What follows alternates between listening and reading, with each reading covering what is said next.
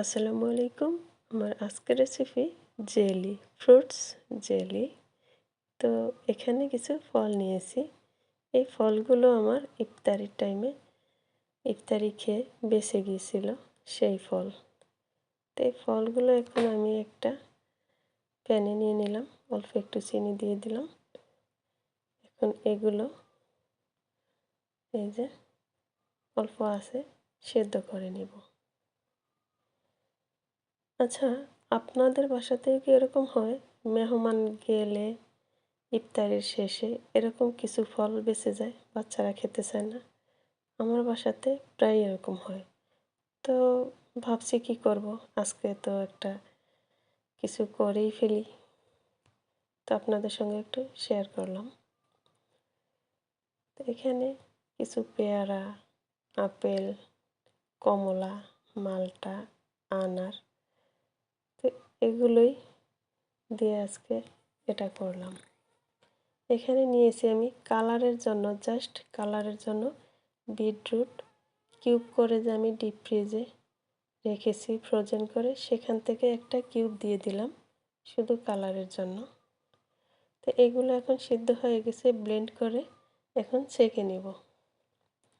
ছেঁকে নেওয়াটা জরুরি, কারণ অনেক বিচি আছে তো আনারের, পেয়ারার, সেগুলো।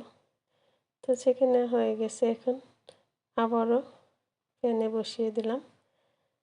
তো এখানে দিয়ে দিলাম এই যে 1 পিস লেবু চিপে রসটা দিয়ে দিলাম, আর দিয়ে দিলাম 1 টেবিল চামচ সাদা ভিনেগার।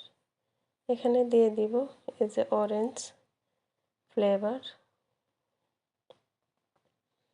1 চা চামচ।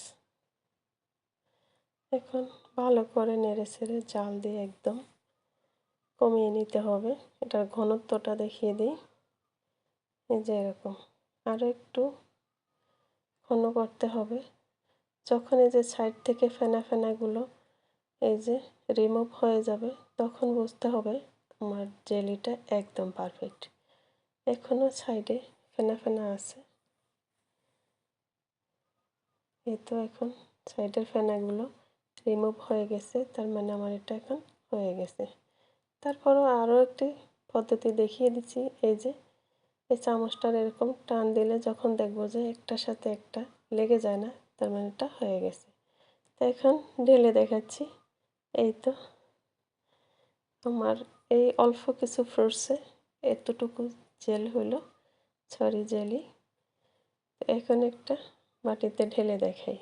এই তো আজ এই পর্যন্ত। ভালো থাকবেন। আল্লাহ হাফেজ।